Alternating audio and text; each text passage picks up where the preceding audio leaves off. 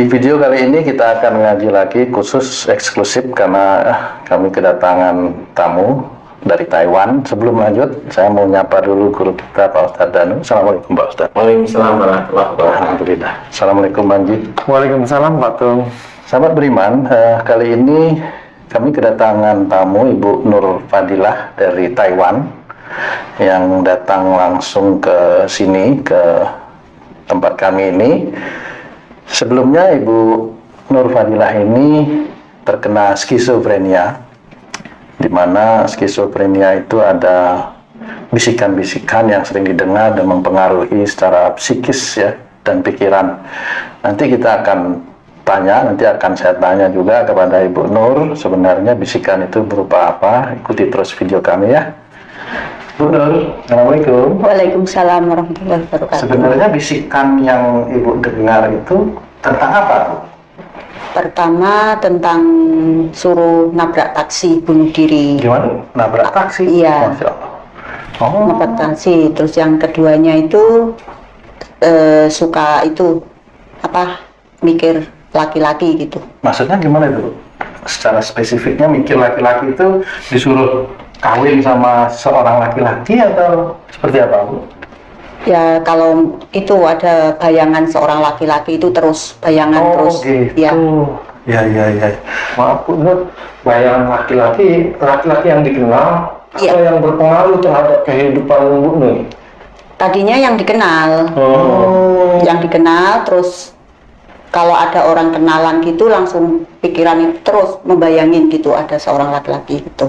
Membayangi dia menjahati ibu atau gimana? Nggak menjahati. Sepertinya itu kalau Umpama kenal sama ini nih, DJ namanya, terus gimana? sepertinya itu kalau saya mau tidur itu kan dia itu ada gitu, ada di Lihat aja, melihat ibu aja gitu atau gimana? dia itu datang gitu. Datang. Di sebelahku gitu ngomong-ngomong gitu. Kok ibu takut? Nggak takut, tapi ngomong-ngomong gitu. Apa yang dikatakan, Bu, waktu ngomong-ngomong itu? Ya cerita seperti cerita setiap hari ngomong-ngomong seperti ini. Oh, gitu.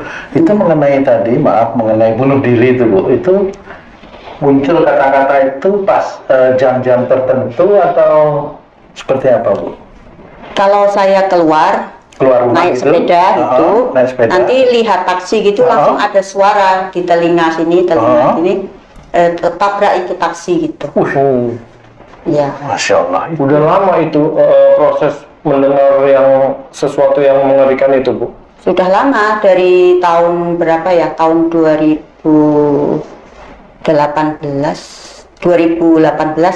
Hampir 5 tahun ya? 2018 itu ibu sudah di Taiwan? Sudah. Oh, sejak kapan tuh di Taiwan? Saya di Taiwan sejak tahun 2010. 2010. Lama kita. Sudah belum kemana-mana. Ibu udah ke Taiwan. Terus sama Pak Ustadz di bagaimana itu, Bu? Apakah suara itu sudah benar-benar hilang sekarang? Alhamdulillah. Alhamdulillah. Suara itu sudah semua hilang, nggak ada suara sama sekali, nggak ada. Apakah prosesnya cuma singkat aja atau ada proses gimana, Bu? Ketemu dengan Pak Ustadz, lamanya berapa lama, prosesnya berapa lama tuh, Bu? Oh ya, tadinya itu setiap ada Ustadz ngaminin itu sekiso itu saya ikut. Oh, lewat video. Ya, dia itu. Tapi masih ada, cuma Masih ada bisikan. Ya. Bertambah, berkurang atau semakin? Bertambah. Malah bertambah. Ya. Oh, terus gimana? Terus saya menghubungi Bu Mala, terus video call sama Ustadz. Ya, terus 2 kali ya. 2 kali itu alhamdulillah sudah nggak ada. Mungkin yang 2 kali itu cuma ngaminkan 1 kali itu langsung nggak ada. Oh, Ya. ini yang unik nih, Bu. Ibu mendengarkan YouTube-nya Ustadz mengaminkan yang tadinya bisikannya seberapa malah bertambah. Tapi kenapa Ibu mau ketemu Ustadz, nggak takut bertambah banyak lagi? Nggak, kan yang bunuh diri itu kan agak sedikit. Agak sedikit, tapi yang itu bayangan laki-laki itu ada terus. Mengganggu banget tuh. Iya, kalau mau tidur itu mengganggu. Walaupun meskipun ibu nggak kenal atau kenal ya? Kenal, Iya. tapi ibu nggak suka ada orang Iya. itu. Oh. Nah, saya mau tanya langsung Pak Ustadz ini. Pak Ustadz, mohon pencerahannya mengenai sakit yang terkena pada Ibu Nur. Ada bayangan laki-laki dan suara. Itu sebenarnya bayangan laki-lakinya bagaimana Pak Ustadz? Mohon pencerahannya ya Pak Ustadz. Iya. Bismillahirrahmanirrahim. Assalamualaikum warahmatullahi wabarakatuh. Waalaikumsalam warahmatullahi wabarakatuh. Jadi alhamdulillah memang Ibu Nur itu kena skizofrenia karena memang persoalan kehidupan sehari-hari ya Bu Nur ya, yang pada saat itu menghimpit Ibu Nur dari dari keluarga, kemudian ya dari masalah keluarga yang menghimpit sehingga ada unsur putus asa waktu itu. Nah, putus asa di dalam Islam tidak boleh. Wala tayasu, jadi janganlah berputus asa, itu memang tidak boleh di dalam Islam, tidak boleh, senantiasa harus berusaha berubah menjadi yang lebih baik, lebih baik, lebih baik. Nah, pada saat itu memang Bu Nur istilahnya pegangan agamanya ya sebenarnya teorinya paham, tapi pengaplikasiannya nggak ketemu karena memang teori dengan aplikasi dengan apa yang terjadi sehari-hari ini kan bukan tidak cocok ya, karena kalau kejadian begini saya harus ambil ayat apa, saya harus mengambil hadis yang mana, kan seperti itu. Karena memang belum terbiasa, akhirnya putus asa itu muncul. Nah, pada saat putus asa itu muncul, kemudian mengaminkan doa saya, waktu itu kita hanya video call ya Bu ya? Iya. Kita ibu di Taiwan, saya di sini gitu ya. Iya betul ya. Itu hanya video call itu Ci. Video call alhamdulillah selesai. Kemudian yang kedua memang hanya persoalan ada gambaran laki-laki itu ada terus sama Ibu Nur. Nah, kalau gambaran laki-laki kemudian Ibu Nur tadi itu cerita kayak ada di sebelah saya ngomong, ini bukan skizo. Walaupun ada skizo, tapi bukan skizo murni. Ini pelet misalnya. Jadi pelet itu dimasukkan ke pikirannya Ibu Nur. Ya pelet-pelet di Indonesia kan begitu ya. Dibacain atau dimantrain, bacain sesuatu, ya begitulah pelet itu ya.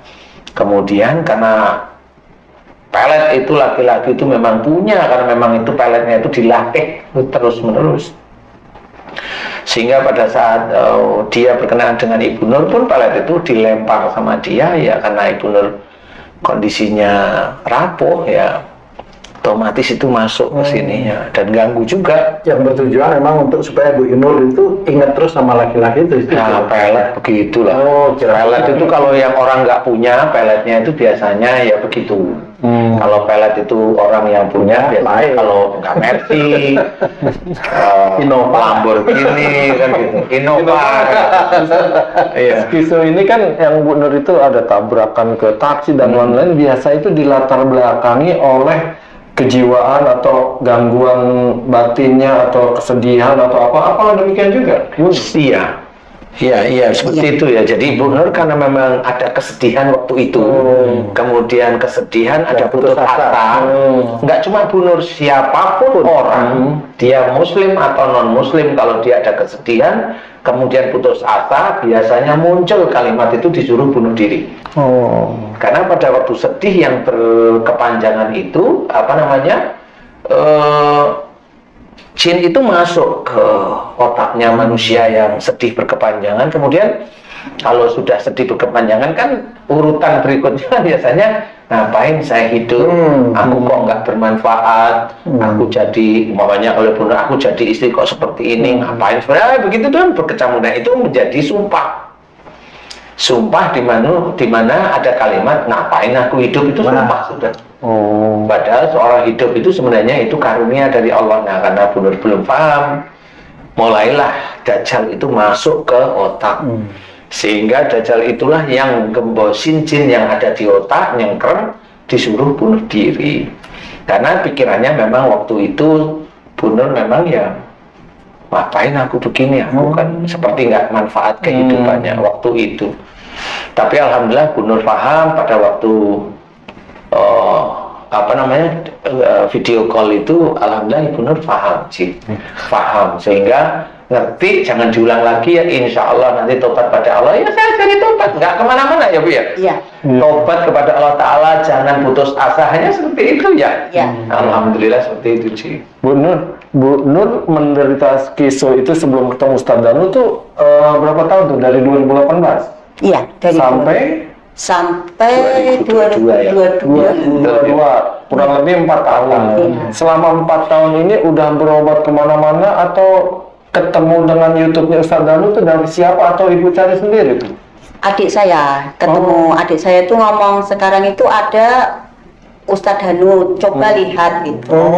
Adiknya di Indonesia? Di Indonesia. Ngabari. Iya.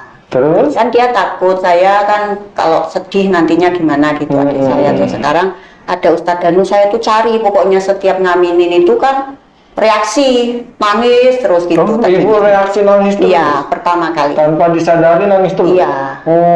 Terus itu terus tak buka terus kan. Pokoknya setiap ada video baru ngaminin, video baru ngaminin. Iya. Alhamdulillah. Alhamdulillah. Manfaat gitu. Amin. Insyaallah. Oh gitu Ibu Nur ya. Tapi nggak, sebelum lihat video nggak berobat kemana-mana? Enggak. Kan di Taiwan nggak ada itu, nggak ada berobat. Apa sosok laki ini berkenaan dengan Ibu dijodohkan atau memang dia menghantui Ibu terus? Enggak, tadinya gini, ceritanya itu laki-laki itu sepertinya mau ngajak saya poligami. Saya kan di Taiwan. Nah, itu dia kan lewatnya Facebook tadinya. Kenalan di Facebook? Iya. Tuh. Tapi sempat ngomong lewat telepon gitu? Sering. Dia tuh sering kalau malam itu sering SMS atau telepon gitu kalau malam. Tadinya saya juga marahin orang kok telepon terus gitu, kan ganggu. Iya. Mbak Nur, pas video call yang pertama ke Ustadz Danu, ada perubahan apa tuh? Alhamdulillah perubahannya banyak. Banyak? Iya, sakit badan juga hilang. Terus sakit badan seperti apa Bu? Sakit badan itu kan saya dulu sakitnya banyak sekali. Iya. Sebutin Bu. Ada nih tulang ekor sakit. Tulang ekor. Ya. Terus sini punggung sini sakit. Terus tangan sakit, ini sakit. Tadinya nggak bisa. Maksudnya sakitnya berat, kayak apa yang itu? berat. Jarum atau kayak semutan gitu apa jarum terus? Jarum berat ini tadinya. Sekarang nggak. Alhamdulillah. Alhamdulillah. Ya. Terus ini yang tulang ekor tuh alhamdulillah sudah nggak sakit. Itu sekaligus mengaminkan doa Pak Ustadz Danu? Yang pertama kali kan cuma pinggang, terus pinggang sembuh. Terus tapi sakit lagi yang tulang ekor gitu kan. Iya. Yang kedua kan masih ada skizo yang itu masih ada bunyi, ada bisikan tapi nggak bisikan itu. Kalau ngaminin Ustadz Danu itu ada suara lagi. Kalau ada Ustadz ngaminin seperti gitu di sini kan mati lampu gitu. Iya. Bisikannya mati lampu. Iya. Iya, ingat. Iya. Gitu maksudnya. Iya, masih ingat kenapa itu kok bisa mati lampu kan? Kalau pas ngaminin mati lampu gitu. Iya. Karena kan saya terlalu memikirkan itu laki-laki itu. Iya. Tapi sekarang udah hilang, nggak ada mati lampunya itu udah nggak ada. Udah nggak ada. Jadi kayak lagu dangdut mati lampu. Tapi emang lucu saya diceritain. Dia ketawa saya dulu. Masa itu bisa? Aduh, apa lagi? Bayangannya udah hilang tapi Nggak ada. Tapi orang masih nelpon. Enggak. Sekarang kan udah tak marahin. Pertama kali itu udah marah.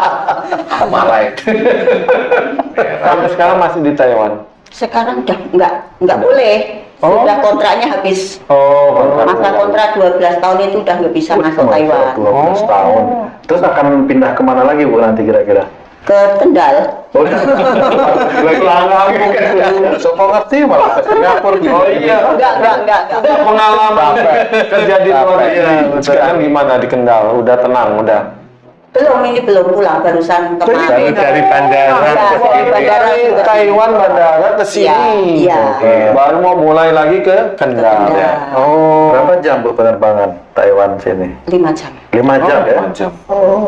Di sana Ibu sendiri? sendiri. Bu, pada waktu didoakan beliau Pak Ustadz, yang Ibu rasakan di kepala itu seperti apa, Bu? Apa ada sesuatu yang keluar atau bagaimana? Iya, tadinya kan kalau dipegang gini juga sakit kan. Gitu? Sekarang enggak, alhamdulillah enggak sakit. Sini nih, sini. Yang bisikan itu? Yang bisikan itu kan tadinya di sini ada suara gitu di telinga yang sebelah Kanan apa kiri? Kanan. Kanan. Kiri. Kiri ya? Kiri, ya. Kiri. Nah, terus begitu sekali didoain langsung hilang gitu aja? Langsung hilang. Yang doa itu hilang. Alhamdulillah hilang. Bu, saya banyak mendengar nih pekerja-pekerja di luar negeri kesulitan waktu yang didapat untuk telepon, nonton video dari majikan-majikan. Apakah Ibu juga demikian? Alhamdulillah enggak, bebas saya. Sholat boleh, puasa boleh, baca Quran boleh, dikasih waktu. Itu sholatnya itu kalau waktunya sholat, kamu kok belum sholat? Gitu. Iya. Kalau puasa Bu, bulan Ramadan? Wah, boleh, masalah dibeliin itu kurma itu buat bulan Ramadan. Yang itu baik juga. Yang penting kewajiban Ibu dijalankan semua. Ketemu Cina Taiwan baik ya, alhamdulillah. Insya Allah nanti orangnya mau ke sini. Oh ya? Iya, mau datang ke rumah. Iya. Oh iya, rumah Ibu, kirain mau ke klinik. Mantap. Mau nyambut sih? Oh, mau ke Kendal tuh. Iya, udah ya artinya kan saya nggak boleh pulang. Mau dicarikan majikan baru, tapi saya kan nggak mau gitu, mau pulang, tetap mau pulang udah 12 Kenapa tahun. dicarikan majikan baru nggak sama dia? Kan di sana harus jaga orang tua, orang tuanya sudah meninggal, itu harus pindah pindah majikan. Iya. Alhamdulillah lah ya. Terus apa pesan-pesan dari Pak Ustadz Danu untuk Ibu barangkali bisa di-share sama teman-teman nih sahabat beriman, Bu? Pesan-pesan yang diberikan kepada Ibu, nasihat-nasihat beliau itu loh, supaya tidak terkenal lagi itu. Ya, saya Ustadz Danu itu ngasih tahu jangan sedih, jangan jengkel, jangan putus asa, jangan merasa hidupnya tidak manfaat. Ya, kan selama saya menikah itu kan itu terus menerus jengkel, ya, putus asa. Jangan sedih, putus asa, jengkel. Bu, saya tertarik waktu video call dengan Ustadz Danu. Saat video call Ibu kesurupan nggak? Enggak, saya pertama kali itu takut sekali. Takut ngelihat Ustadz? Atau apa? Setiap itu Bu Mala bilangnya, Bu Nur, ditunggu lagi ya. Itu hati saya tuh senang sekali. Oh, nanti jangan ketemu dulu gitu. Oh, malah ditunda, malah senang? Iya, tadinya tuh takut sekali. Pak Ustadz, itu ketakutan itu kira-kira karena apa itu Pak Ustadz? Sebenarnya ada beberapa hal. Ya. Jadi sebenarnya pikiran dan hatinya Mbak Nur Fadilah itu sebenarnya pengen sembuh, pengen ketemu sama saya. Tapi makhluk lain yang ada di dalam itu nolak. Karena makhluk yang di dalam itu barangkali menurut saya ya, dia tahu kalau udah ketemu sama dia tuh yang namanya Danu, selesai saya sudah. Sehingga makhluk itu menolak untuk Mbak Nur itu mau ketemu. Makhluk itu bisa jin biasa atau langsung ke Dajjal itu sekalian? Karena kasusnya Mbak Nur itu skizo, berarti udah langsung Dajjal. Jadi udah deg-degan, biasanya begitu ya. Deg-degan itu kuat sekali gitu. Jadi kalau udah mau itu, deg-degan itu pasti kuat. Itu kalau menurut saya, pengalaman saya itu sinyal bahwa di tubuhnya seseorang itu ada Dajjal. Pokoknya kalau udah mau ketemu sama saya, deg-degan itu sinyal aja, itu ada Dajjal. Apa itu berlaku untuk semua orang saya nggak kenal pun sama.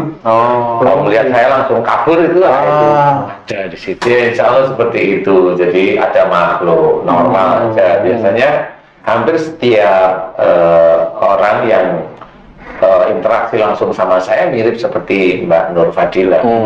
Jadi ketakutan. Loh, saya tuh pengen sembuh tapi kenapa saya takut gitu ya. Nah itu kalau Mbak Nur sendiri kalau nggak dijelasin begini nggak ngerti. Oh itu. Jadi nanti Mbak Nur, berarti tubuh saya ada Dajjalnya. Nggak apa-apa. Kalau jin, enggak. Jin itu langsung nyerah dia. Kalau jin langsung nyerah. Sihir aja ketemu sama saya langsung, Ustadz, saya sihir. Saya mohon dikeluarin aja gitu. Malah selamat. Iya, malah selamat ya.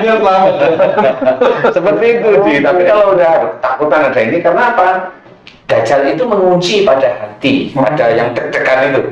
Makanya kalau ada sesuatu yang deg-degan di jantung seseorang Muslim, itu ada Dajjal. Melantunkan apa, namanya di sini, itu ada Dajjalnya sebenarnya. Penyakitnya Bu Nur yang banyak itu juga dikendalin Dajjal, sehingga Ustadz video call sekali banyak ininya. Ya, waktu itu karena memang ada sih ya. Kalau saya masih ingat aja ya, saya urut aja ya, Mbak Nur ya. Jadi yang di hidung itu sakit nggak pernah sembuh. Itu saya hanya cuma saya tanya Mbak Nur ini sakitnya sejak kapan? Umur 16 tahun ya, betul ya. Nah itu tuh saya 16. Kalau 16 belum nikah, berarti hidung itu fungsinya untuk mengambil napas. Ini berarti Bu Nur itu, Mbak Nur itu jengkel sama lingkungan. Nah di umur segitu sampai membuat sakit, berarti hanya cuma satu, sama orang tuanya. Nah saya tanya sama orang tua siapa, bapak sama ibu? Bapak langsung jawab. Karena apa? Karena bapak saya ngajarin ngaji itu sambil bercanda, jengkel. Oh gitu. Biasanya seneng orang ya. Sambil bercanda. Enggak, maksudnya Mbak Nur itu kan ya serius lah. Walaupun enggak serius banget, enggak mukul tapi serius saja. Maksudnya itu begitu. Tapi karena Mbak Nur itu masih muda ya jengkel. Itu sakit nggak pernah sembuh ya? Iya. Tapi alhamdulillah sudah. Sekarang alhamdulillah sudah. Itu hidung, kemudian yang tenggorokan. Nah kalau tenggorokan itu marah, ngomel sama mantan suami sih. Nah ini saya kasih tahu langsung enak, jangan janji sama Allah jangan itu lagi, langsung jelas hilang. Nah terus kemudian mana ya pinggang itu nyimpen marah. Nah itu nyimpen marah dengan suami atau dengan orang tua silahkan pilih. Nah Mbak Nur paham, saya sering nyimpen marah sama suami sama ini. Jangan lagi mau insya Allah mau. Kemudian kalau kaki itu ada amalannya dulu, amalannya Mbak Nur dulu.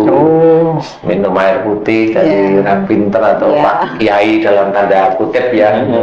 Karena nggak ngerti menurut saya ya nggak apa-apa. Kemudian kaki cekut ya. Saya kasih tahu ini hubungannya dengan kalau Mbak Nur itu nyari rezeki, kemudian kayaknya dikhianati, jengkel aku yang sudah nyari rezeki, malah duitku dihamburin dan dia itu malah khianat, tadi jengkel gitu, Ci. Nah itu kakinya cekut. Alhamdulillah, enakan nggak? Alhamdulillah. Iya, seperti itu. Kemudian skizo, alhamdulillah langsung hilang. Kemudian yang pelet itu, makanya main Facebook itu banyak tukang pelet di sini, tukang pelet, tukang tipu, macam-macam. Ya, godaannya ya. Bukan godaan, memang isinya di situ kebanyakan ya. Karena orang yang mencoba kalau udah kenalan dengan wanita laki-laki, udah dikejar, nah itu tukang pelet atau tukang tipu. Namanya dunia maya ya begitu tuh ya. Sudah. Alhamdulillah sehat. ini. Alhamdulillah ya. Jadi alhamdulillah kesini ini Mbak Nur itu mau bercerita dengan teman-teman yang lain bahwa kembali ke jalan Allah itu benar-benar wajib ya? Bukan wajib, bisa menyelesaikan masalah-masalah secara harfiah, yaitu sakit di tubuh. Karena saya memberikan nasihat juga nggak aneh-aneh ya, hanya cuma tobat, Mbak jangan ini seperti ini, tobat mau, jamnya mau aja, Mbak jangan ini lagi mau ya hilang langsung teman-teman seperti itu. Alhamdulillah. Nah ini saat ini saya mau bertanya lagi, jamnya pasti mau, Mbak mau nikah lagi, mau.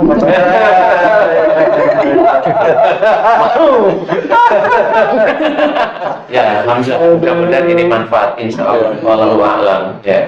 Oke, ada pesan nggak Bu Nur buat teman-teman ini Bu Nur? Ya, yang sakit lah paling tidak ya, yang sakit. Yang sakit. Ya sakit apa aja monggo. Silakan Bu Nur ngomong nih, teman-teman tuh di kamera itu. Ya, assalamualaikum warahmatullahi wabarakatuh. Waalaikumsalam. Teman-temanku semua, kalau kalian sakit itu harus kembali kepada Allah Subhanahu wa Ta'ala. Ya, berobat itu belum tentu sembuh, tapi belum tobatnya masih punya banyak sekali dosa yang dilakukan. Boleh. Bisa diterjemahkan pakai bahasa Taiwan, Bu? Monggo. 大家好，我是 Nur Fadilah。我给你讲，我兼顾我朋友在那边好好的。如果你们有生病，你一定要跟 Allah 说的，不能常常你那个看医生，医生是有给你们好的，可是你还有那个什么，跟 Allah 还很多有问题。好，这样就好了。 Nah, 谢谢。 sekaligus disampaikan kalau nanti mau konsultasi silakan hubungi Pak Ustadz dalam bahasa Taiwan. Iya Bu, nggak apa-apa. 我朋友，我在这里是在 Ustadz Danu， Nomornya di sini. nomornya di sini。如果你们要来这里看，要跟 Ustadz Danu 讲话。 有电话在这边，好不好？谢谢。 Baik, terima kasih ya Bu Nur. Ya, sama-sama Pak Tung. Sudah meluangkan waktu di sini. Terima kasih banyak Pak Ustadz, Bang J. Sahabat